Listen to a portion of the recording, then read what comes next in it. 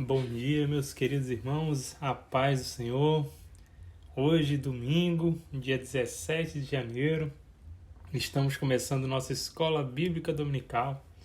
Seja muito bem-vindo, é uma alegria e um privilégio poder estudar a palavra do nosso Deus.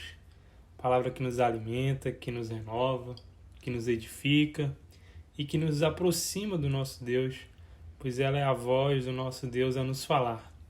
Por isso, meus irmãos, não perca uma oportunidade sequer de estar em contato com a Palavra de Deus. Vamos iniciar a nossa aula orando ao nosso Pai, pedindo a sua presença conosco nesta manhã de estudo da sua Palavra. Deus querido, Pai eterno, te louvamos, Senhor, te agradecemos pelas nossas vidas, te louvamos, Senhor, por este dia que o Senhor tem nos dado. Te agradecemos, Pai, por este privilégio que temos, Senhor, de ter acesso à Tua Palavra e de podermos, Senhor, estudar a Tua Palavra, Pai. Te pedimos que o Teu Santo Espírito esteja conosco nesta manhã, Senhor, em nossas casas, em nossos lares, nos conduzindo, Senhor, nesse estudo, abrindo a nossa mente, o nosso entendimento, Senhor, e fazendo com que nós venhamos a crescer, Senhor, diante de Ti, espiritualmente, Pai.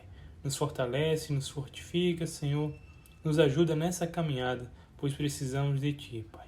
Fica conosco, essa é a nossa oração, em nome de Jesus. Amém.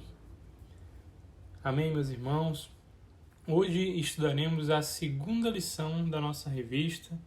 Nesse trimestre estamos estudando o pentecostalismo e a atuação do Espírito Santo em nossos dias. Na lição de hoje veremos a atuação do Espírito Santo no plano da redenção. Sim, a pessoa do Espírito Santo ela tem um papel importantíssimo na redenção do homem e é sobre esse papel que nós estudaremos hoje.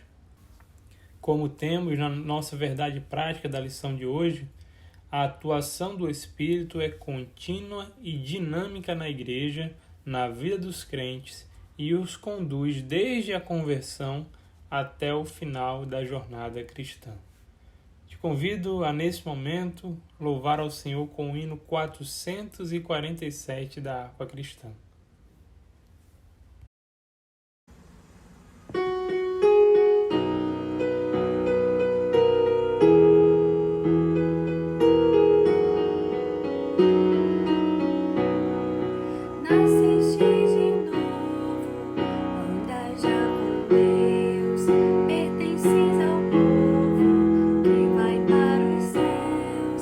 Tens a lei escrita no teu coração.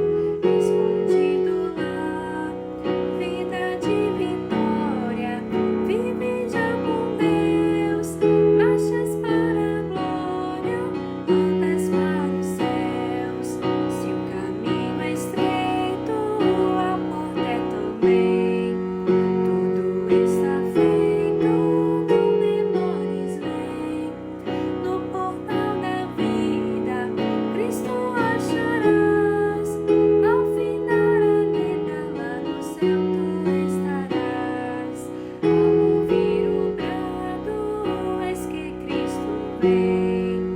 Tens te preparado pra dizer amém. Alvo é teu vestido, glória é tua luz. Cantam os inimigos, vem Senhor Jesus. Se o caminho é estreito, a porta é também. Tudo está feito, não demores, vem.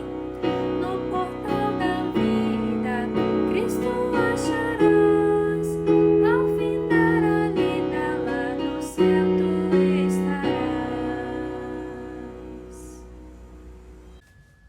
Glórias a Deus! A porta para a vida eterna é estreita e o caminho é difícil, mas o Espírito Santo de Deus que nos ajuda a prosseguir no caminho que nos leva à salvação, Ele está conosco e quando ao findar a lida, lá no céu, estaremos todos juntos louvando e adorando o nosso Deus. Meu amado irmão, acompanhe conosco nesse momento a leitura bíblica de hoje, que se encontra no livro de João, capítulo 16. Leremos do versículo 7 até o verso 15. Leiamos. Mas, na verdade, é melhor para vocês que eu vá, pois, se eu não for, o encorajador não virá. Se eu for, eu o enviarei a vocês. Quando ele vier, convencerá o mundo do pecado, da justiça e do juízo. Do pecado, porque o mundo se recusou a crer em mim. Da justiça, porque eu voltarei para o Pai e não me verão mais. Do juízo, porque o governante deste mundo já foi condenado. Há tanta coisa que ainda quero lhes dizer, mas vocês não podem suportar agora. Quando vier o Espírito da Verdade, ele os conduzirá a toda a verdade. Não falará por si mesmo, mas lhes dirá o que ouviu e lhes anunciará o que ainda está para acontecer. Ele me glorificará, porque lhes contará tudo o que receber de mim. Tudo que pertence ao Pai é meu, por isso eu disse, o Espírito lhes contará tudo o que receber de mim. Na lição passada, estudamos sobre a pessoa do Espírito Santo. Aprendemos quem ele é, a sua divindade, sua personalidade, como ele age no mundo e no ser humano. Caso você não tenha assistido, ela está disponível no canal da nossa igreja, você pode assistir posteriormente. Vimos que a Trindade opera em conjunto, que Pai, Filho e Espírito Santo são pessoas distintas, mas são da mesma substância divina. Assim, os três são Deus, Criador, onipresente, onisciente, onipotente, eterno e também Salvador. Sim, a salvação é obra da Trindade. No texto bíblico que lemos hoje, o Senhor Jesus deixa claro que a revelação divina é gradual e progressiva. Jesus fala: há tanta coisa que ainda quero lhes dizer, mas vocês não podem suportar agora. Quando vier o Espírito da Verdade, ele os conduzirá a toda a verdade. Deus se revela ao homem gradualmente, pois somos limitados e não teríamos condições de compreender de uma vez a grandeza dos pensamentos de Deus. No Antigo Testamento, destaca-se a figura de Deus Pai como Salvador. Deus, falando a Israel por meio do profeta Isaías, diz em Isaías 43:11: Eu sou o Senhor, e fora de mim não há Salvador. Em Oséias, capítulo 13, versículo 4, temos: Eu sou o Senhor, seu Deus, que os tirou do Egito. Vocês não reconhecerão outro Deus além de mim, pois não existe outro Salvador. Portanto, vemos aí duas passagens onde Deus Pai é apresentado como Salvador. No Novo Testamento, vemos o plano de salvação revelado na pessoa de Cristo, o Deus Filho. Atos 13:23 diz: E Jesus, um dos descendentes de Davi, é o Salvador que Deus concedeu a Israel, conforme sua promessa. E em Lucas 2,11 temos: hoje em Belém, a cidade de Davi, nasceu o Salvador, que é Cristo, o Senhor. Portanto, vemos que tanto Deus Pai quanto Deus Filho são o Salvador. Mas o Espírito Santo também tem o papel de Salvador. Ele possui o papel de regenerar, purificar e santificar. Conforme lemos, ele é quem convence o mundo do pecado, da justiça e do juízo. Ele é quem concede a segurança da redenção e capacita o salvo para o serviço cristão. É ele que inspirou os profetas e os apóstolos, que reparte os dons espirituais e produz nas pessoas as virtudes que refletem o caráter de Deus, o fruto do Espírito. O Espírito Santo dá prosseguimento ao plano de salvação idealizado pelo Pai e executado pelo Filho. As três pessoas estão presentes, agindo cada uma na sua esfera de atuação, em perfeita harmonia e perfeita unidade. Em 1 Pedro 1,2, a palavra do Senhor nos fala que Deus, o Pai, os conhecia de antemão e os escolheu, e o Espírito os santificou para a obediência e a purificação pelo sangue de Jesus Cristo. Que vocês tenham cada vez mais graça e paz. Portanto, tanto o Deus Pai como o Deus Filho e o Deus Espírito Santo estão presentes no processo de salvação do homem. A salvação da humanidade foi um projeto do Deus Trino e Uno, planejado antes da fundação do mundo. Cada pessoa da Trindade exerce função específica no plano da salvação, e o Espírito é parte dessa história salvífica juntamente com o Pai e o Filho. Glórias ao nosso Deus por isso.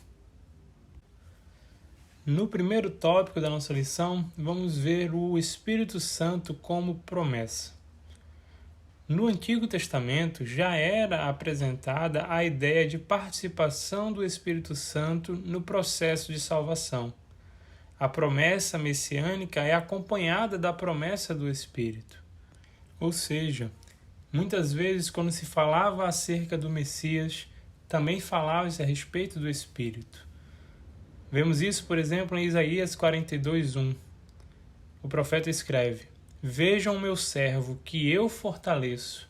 Ele é meu escolhido, que me dá alegria. Isaías aqui se referindo a Jesus. Pus sobre ele meu espírito, ele trará justiça às nações.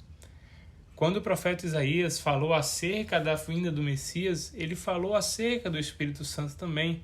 Vemos isso também em Isaías 61:1. O Espírito do Senhor Jeová está sobre mim, porque o Senhor me ungiu para pregar boas novas aos mansos. Enviou-me a restaurar os contritos de coração, a proclamar liberdade aos cativos e a abertura de prisão aos presos. E essa promessa é confirmada no Novo Testamento. Em Lucas 4:16-21, vemos o Senhor Jesus falando que a promessa havia se cumprido nele, a promessa feita por Isaías. Leamos Lucas 4:16-21. Quando Jesus chegou a Nazaré, cidade de sua infância, foi à sinagoga no sábado, como de costume, e se levantou para ler as Escrituras. Entregaram-lhe o livro do profeta Isaías, e ele o abriu e encontrou o lugar onde estava escrito: O Espírito do Senhor está sobre mim, pois ele me ungiu para trazer as boas novas aos pobres. Ele me enviou para anunciar que os cativos serão soltos, os cegos verão, os oprimidos serão libertos, e que é chegado o tempo do favor do Senhor. Jesus fechou o livro, devolveu-o ao assistente e sentou-se. Todos na sinagoga o olhavam atentamente. Então ele começou a dizer: Hoje se cumpriram as Escrituras que vocês acabaram de ouvir. Aleluias! O Espírito Santo estava todo o tempo com Jesus, fazendo parte do plano de salvação que estava em execução. Em Atos 10:38, a Bíblia registra: sabem também que Deus ungiu Jesus de Nazaré com o Espírito Santo e com poder. Então Jesus foi por toda parte fazendo o bem e curando todos os oprimidos pelo diabo, porque Deus estava com ele. Vemos aqui a Trindade: Espírito Santo, Jesus e Deus Pai. Importante observarmos que a atuação do Espírito Santo na antiga aliança era diferente. As múltiplas manifestações do Espírito são conhecidas desde o Antigo Testamento. O Espírito Santo estava, por exemplo, na criação, em Gênesis 1 e 2. A terra era sem forma e vazia, a escuridão cobria as águas profundas, e o Espírito de Deus se movia sobre a superfície das águas. Mas apesar de vermos sim a presença do Espírito Santo no Antigo Testamento, na antiga aliança a atuação do Espírito Santo era esporádica e sobre pessoas esporádicas. Era o que acontecia aos juízes de Israel. Sansão, por exemplo, ao contrário do que muitos pensam, não era um homem forte. A sua força vinha do Espírito do Senhor sobre ele.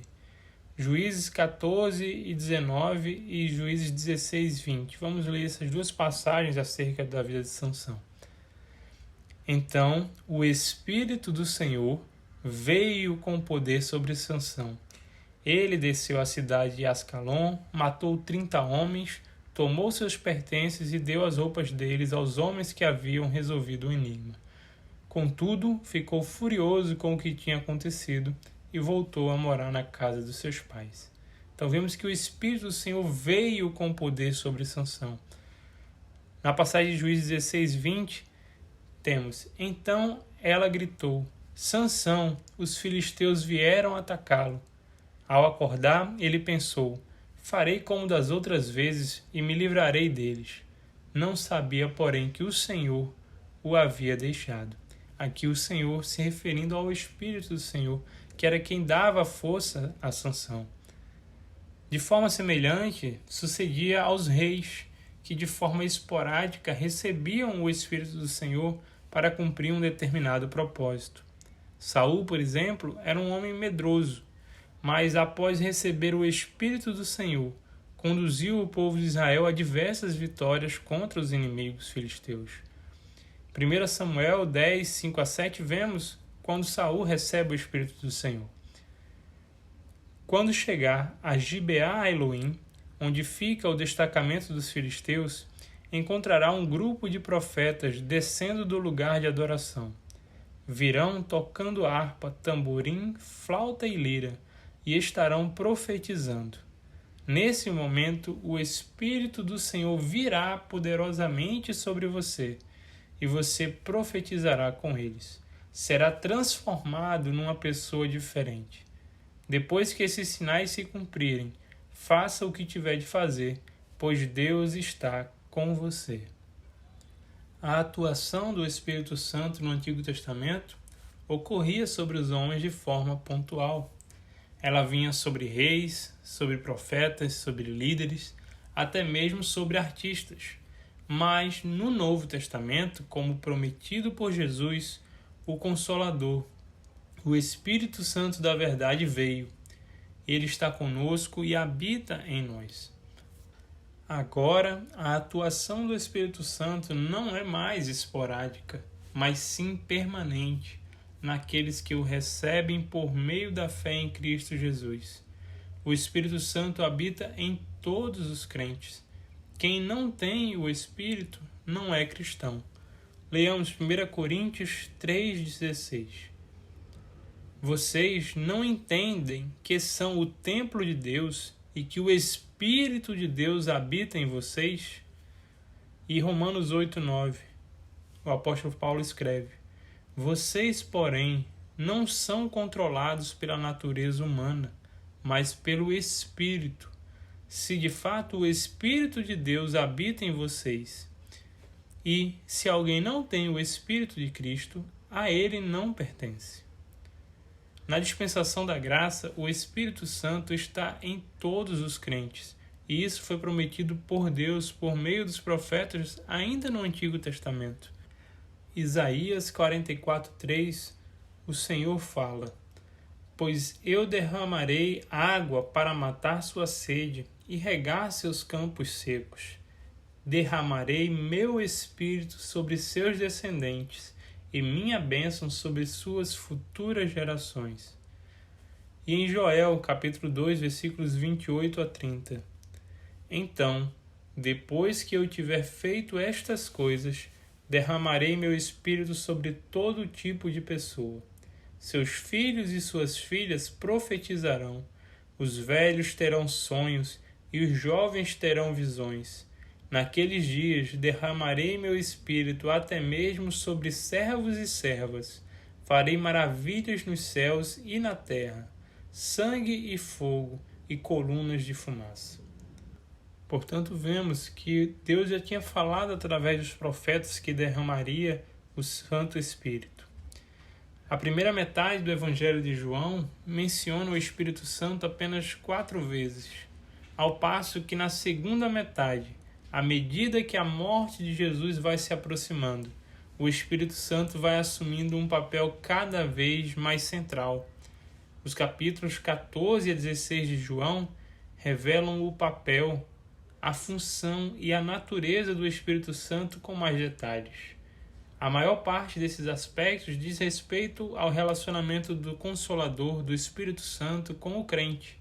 No entanto, João 16, versos 8 a 11, trata do seu relacionamento com o mundo, ou seja, com as pessoas em geral.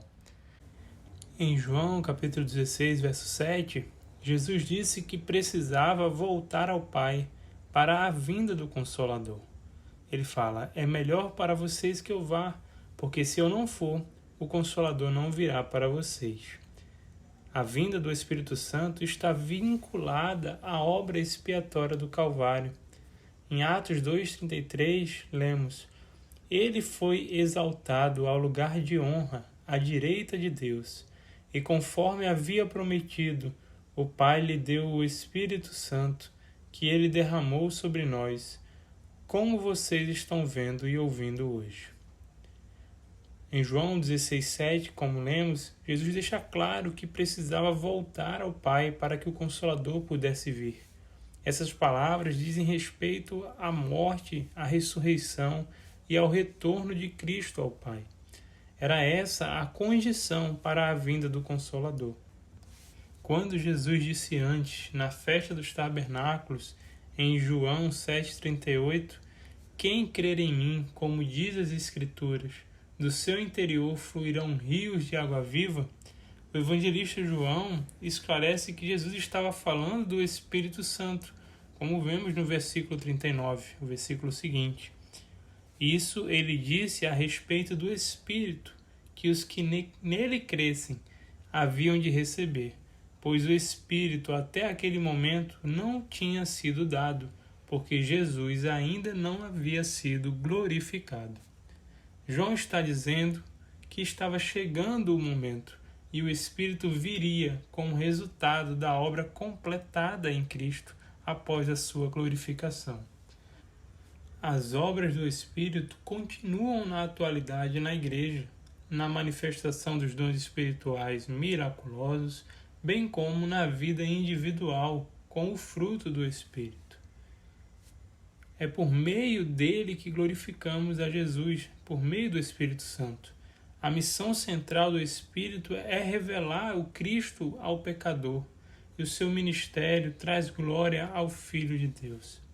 Jesus disse ao seu respeito: Ele me glorificará, porque há de receber o que é meu. João 16,14. E a promessa do Espírito Santo, meus irmãos, é real e está disponível a quem crê e para quem busca. No segundo tópico da nossa lição, veremos que o Espírito Santo consola e ensina. O Senhor Jesus prometeu enviar o Consolador, Paráclito, claramente identificado como o Espírito Santo. O termo Paráclitos vem da preposição pará, que significa ao lado de, próximo, e também do verbo kaleo, que significa chamar, convocar, de modo que essa palavra Paráclito significa defensor, advogado, intercessor, auxiliador, ajudador, paracleto. Esse termo só aparece 5 vezes no Novo Testamento. Em 4 vezes ele se refere ao Espírito Santo. João 14,16, João 14,26, João 15,26 e João 16,7. Nesses casos, o termo foi traduzido como Consolador na maioria das versões em português. Na NVT, a nova versão transformadora, a versão que lemos hoje, o termo foi traduzido como encorajador. Ele aparece ainda uma vez se referindo a Jesus, sendo traduzido nesse caso como advogado, lá em 1 João, capítulo 2, verso 1, que diz: Meus filhinhos, escrevo-lhes estas coisas para que vocês não pequem. Se, contudo, alguém pecar, temos um advogado que defende nossa causa diante do Pai, Jesus Cristo, aquele que é justo. Advogado, então, ali é a tradução da palavra Paráclito. O Espírito Santo, o Consolador, é enviado pelo Pai em nome de Jesus para ensinar os discípulos e fazê-los lembrar de tudo o que o Filho ensinou e para testificar dele. Vimos na lição passada a base bíblica da consubstancialidade do Consolador, o Espírito Santo, com o Filho, Jesus. Ambos, o Espírito Santo e o Filho, são da mesma substância divina. Em João, capítulo 14, verso 16, está escrito: E eu rogarei ao Pai, e ele vos dará outro Consolador, para que fique convosco para sempre. A palavra grega para outro é alós, que significa outro, mas da mesma natureza, da mesma espécie e da mesma qualidade. No grego, diferentemente do português, há palavras distintas para expressar outro, quando é da mesma natureza, e outro quando é de natureza distinta. Um exemplo disso temos em Lucas, capítulo 6, versículo 29, a parte A. Jesus ensinando, ele fala: Se alguém lhe der uma tapa numa face, ofereça também a outra. Quando Jesus fala para oferecer a outra face, ele usa o termo alós, posto que ambas as faces do rosto são da mesma natureza. Mas quando ele fala em Lucas, capítulo 16, verso 13, sobre servir a 2 senhores, ele fala: Ninguém pode servir a 2 senhores, pois odiará um e amará o outro. Será dedicado a um e desprezará o outro. Vocês não podem servir a Deus e ao dinheiro. Então, nesse caso, a expressão utilizada no original não é alós, e sim heteros, ou seja, outro, mas de natureza distinta, uma vez que ele estava fazendo um paralelo entre Deus e a mamon, entre a Deus e ao dinheiro. E, evidentemente, esses dois não têm a mesma natureza, não têm a mesma espécie, não são da mesma qualidade. Portanto, se o Espírito Santo não fosse da mesma substância do Filho, a palavra correta para outro seria heteros, lá em João 14,16. Mas o Espírito Santo é alguém com Jesus, da mesma substância, mesma glória, mesmo poder e mesma majestade, razão pela qual o Senhor se refere a ele como outro Consolador, usando a expressão, a palavra grega, alós. Glórias a Deus, meus irmãos. Vemos também isso muitas vezes no próprio agir de cada pessoa da Trindade. O ensino era parte do ministério de Jesus. Vemos isso, por exemplo, em Mateus 4 e 23 e Mateus 7 e 29. Jesus viajou por toda a região da Galileia, ensinando nas sinagogas, anunciando as boas novas do reino e curando as pessoas de todo tipo de doenças.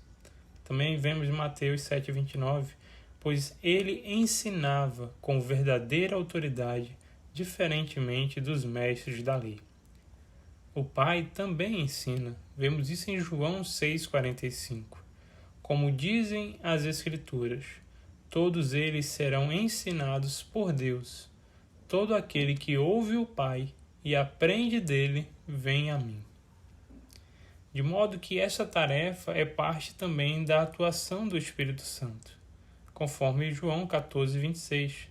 Mas aquele Consolador, o Espírito Santo, que o Pai enviará em meu nome, vos ensinará todas as coisas e vos fará lembrar de tudo quanto vos tenho dito. O Espírito Santo atua como ensinador desde o Antigo Testamento. Em Salmo 143:10, o salmista registra: ensina-me a fazer a tua vontade, pois tu és meu Deus. Que o teu Espírito bondoso me conduza adiante por um caminho reto e seguro. E Neemias 9:20, enviaste teu bom Espírito para instruí-los, e não deixaste de lhes dar maná do céu, para se alimentarem, nem água para matarem a sede. Neemias se referindo assim ao povo de Israel. Agora, após a glorificação de Jesus, uma das principais tarefas do Espírito Santo é lembrar os discípulos do ensino de Jesus e ajudá-los a entender o significado de tudo o que ele fez, disse e ensinou. O Espírito nos ensina a compreender as Escrituras para a evangelização. E é por isso que tudo o que vamos fazer devemos pedir a direção do Espírito Santo. 1 Coríntios 2,13. Quando lhes dizemos isso, não empregamos palavras vindas da sabedoria humana, mas palavras que nos foram ensinadas pelo Espírito, explicando verdades espirituais a pessoas espirituais. Tudo que vamos fazer no reino do Senhor, meus irmãos, precisa sim ter a direção do Espírito. Vimos, portanto, que o Espírito Santo consola e ensina, mas ele também nos ajuda. A versão revisada de Almeida traduz a palavra grega paráclitos por ajudador. E, de fato, o Espírito nos ajuda na vida diária. Ele imprime em nós o caráter de Cristo e nos conduz até o final de nossa jornada. Ele nos ajuda em nossa fraqueza, conforme Romanos 8:26. E o Espírito nos ajuda em nossa fraqueza, pois não sabemos orar segundo a vontade de Deus, mas o próprio Espírito intercede por nós com gemidos que não podem ser expressos em palavras.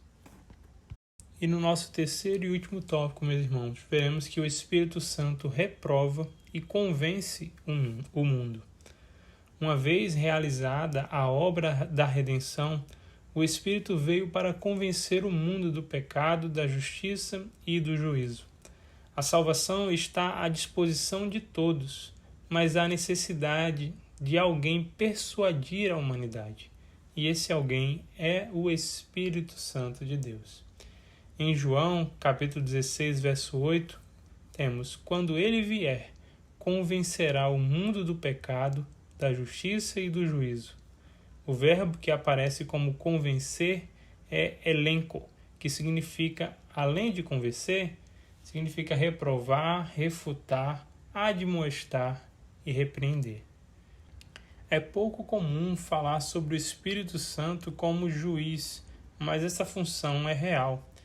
E o ministério do Espírito Santo como juiz é o de convencer o mundo, conduzindo as pessoas a Cristo. A ideia do verbo convencer é persuadir. Isso é observado em outras passagens do Novo Testamento, como por exemplo em 1 Coríntios 14:24.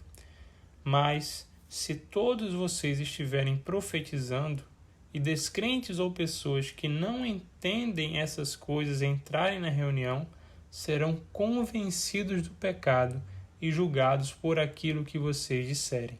O apóstolo Paulo falando a respeito dos dons espirituais sendo utilizados na igreja. E em Tito 1:9, deve estar plenamente convicto da mensagem fiel que lhe foi ensinada, de modo que possa encorajar outros com o verdadeiro ensino e mostrar aos que se opõem onde estão errados. É o Espírito Santo que convence ou persuade o mundo do pecado. É o Espírito que torna as pessoas conscientes do seu estado de miséria espiritual e as leva a reconhecerem o Senhor Jesus Cristo como seu Salvador. Nós somos instrumentos do Senhor, somos o canal que Ele usa para apregoar a palavra de Deus, mas o convencer do pecado cabe ao Espírito Santo e não a nós. Por isso precisamos buscar o Senhor, buscar a sua face, para que Ele opere através de nós e salve, resgate pessoas das garras de Satanás. Em Tito 3,5 o apóstolo escreve: Ele nos salvou não porque tivéssemos feito algo justo, mas por causa da sua misericórdia. Ele nos lavou para remover nossos pecados, nos fez nascer de novo e nos deu nova vida por meio do Espírito Santo. Então, é o Espírito quem convence o mundo do pecado. O pecado, nessa passagem, é uma referência à incredulidade, como Jesus mesmo disse em João 16,9, do pecado porque eles não creem em mim. Essa incredulidade é que traz condenação e impede ainda que as pessoas recebam vida, ou que pelo menos sintam necessidade dela, e por isso não conseguem perceber que estão em estado de morte. João, no capítulo 3, versos 18 e 36, vai dizer: Não há condenação alguma para quem crê nele, mas quem não crê nele já está condenado por não crer no Filho único de Deus. E quem crê no Filho de Deus tem a vida eterna. Quem não obedece ao Filho não tem a vida eterna, mas a ira de Deus permanece sobre ele. Então, era sobre a incredulidade, sobre o pecado, de não crer no Senhor, que Jesus se referia quando ele fala que o Espírito Santo convenceria o mundo do pecado. O Espírito Santo também convence o mundo da justiça. João 16:10. A justiça a que o Espírito Santo convence o mundo é a justiça impecável de Cristo. Em João 8,46, vemos que Cristo não pecou. Qual de vocês pode me acusar de pecado? E uma vez que lhe digo a verdade, por que não creem em mim? Jesus viveu sem pecar e por isso podemos ser justificados por ele. Jesus, a luz do mundo, mostra quão densas são as trevas em que as pessoas estavam mergulhadas.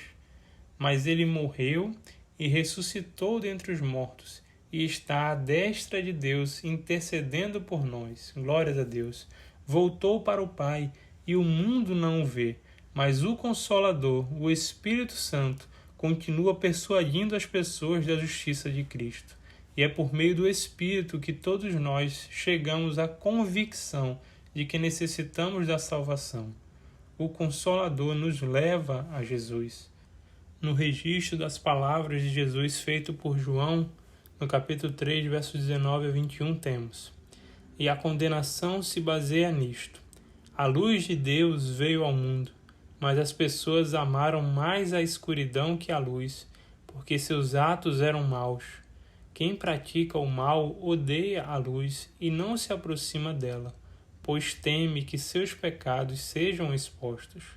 Mas quem pratica a verdade se aproxima da luz, para que outros vejam que ele faz a vontade de Deus. Por fim, Jesus disse ainda que o Espírito Santo convencerá o mundo do juízo, em João 16:11. Do juízo porque o governante desse mundo já foi condenado. O governante deste mundo é uma referência a Satanás, derrotado com a vitória de Cristo no Calvário. João 12, versos 31 e 32 diz: Chegou a hora de julgar o mundo. Agora o governante deste mundo será expulso, e quando eu for levantado da terra, atrairei todos a mim. O Espírito convence o mundo do juízo, do julgamento. Mas que juízo, que julgamento são esses? Nossos pecados foram julgados em Cristo na cruz, e Satanás perdeu as multidões do mundo que vieram a Jesus pela ação do Espírito Santo. Mas esse julgamento se refere ao mesmo tempo ao julgamento de Satanás, que já começou e será concluído na consumação dos séculos, conforme Jesus fala em Mateus 25:41. Em seguida, o rei se voltará para os que estiverem à sua esquerda e dirá: fora daqui, malditos, para o fogo eterno preparado para o diabo e seus anjos. Concluindo, meus irmãos, as Escrituras revelam no ministério do Espírito Santo a ação de alguém que reprova o erro, pois ele é santo, e essa santidade é própria dele, não vem de algo externo a ele, pois é ele que santifica e convence o mundo do pecado e da justiça e do juízo. O Espírito Santo é nosso consolador, nosso ensinador, nosso ajudador. Ele é real e atua na igreja para guiar o povo de Deus pelos caminhos do Senhor. Que Deus abençoe. Glórias ao nosso Deus trino e eterno. Graças a Deus, meus irmãos, chegamos ao final da nossa aula desse domingo. Espero que tenha sido grande bênção para você. Aprendemos hoje o papel do Espírito Santo na nossa salvação, na nossa redenção. Papel precioso e importante. Que Deus nos ajude a cada dia a buscar cada vez mais a sua presença, para que possamos produzir frutos para o reino do Senhor. Que esse é o principal propósito de estarmos todo domingo pela manhã estudando a palavra de Deus. É que essa palavra seja aplicada em nossas vidas e que a palavra aplicada produza frutos e que outras pessoas, e não apenas nós, também possam ser abençoadas através da minha vida e da tua vida. Vamos orar agradecendo ao nosso Deus. Deus querido, te louvamos, Senhor, e te adoramos, exaltamos o teu nome, Pai. Nosso coração se enche de alegria e de gratidão por esta manhã onde podemos estudar a tua palavra, Pai. Muito obrigado por preciosos ensinamentos que podemos receber da tua parte, Senhor, conhecendo, Senhor, e aprendendo sobre o papel do Espírito Santo, Senhor, sobre o agir do Espírito Santo no processo de salvação, de redenção das nossas vidas. Muito obrigado, Senhor, por este amor tão grande que nos alcançou. Pai, nós somos pecadores, somos falhos, imperfeitos, mas esse amor maravilhoso que o Senhor tem para nós nos alcançou, nos resgatou, Senhor, da vida do pecado e nos salvou. Muito obrigado, Senhor, pelo Teu Espírito Santo em nossas vidas, meu Pai. Derrama sobre nós cada dia mais da Tua unção, do Teu poder, para que possamos, Senhor, produzir frutos para o Teu reino. Que a ação do Teu Espírito Santo em nossas vidas, Pai, seja real e verdadeira e que possamos, Senhor, através daquilo que o Senhor tem para cada um de nós, produzir frutos para o Teu reino, abençoando todos aqueles que estão ao nosso redor e assim como Tu quiseres fazer em nossas vidas, Senhor, faze. Abençoa meus irmãos, a mim, Pai, a cada irmão nosso da nossa igreja, que o Senhor abençoe a sua casa, a sua família, a sua vida, e que o Teu Espírito Santo esteja conosco todos os dias, Senhor, assim como Tu nos prometeste. Muito obrigado por tudo, Senhor, em nome de Jesus, oramos e Te agradecemos. Amém. Amém, meu irmão, fiquem com Deus, um grande abraço meu e da Débora.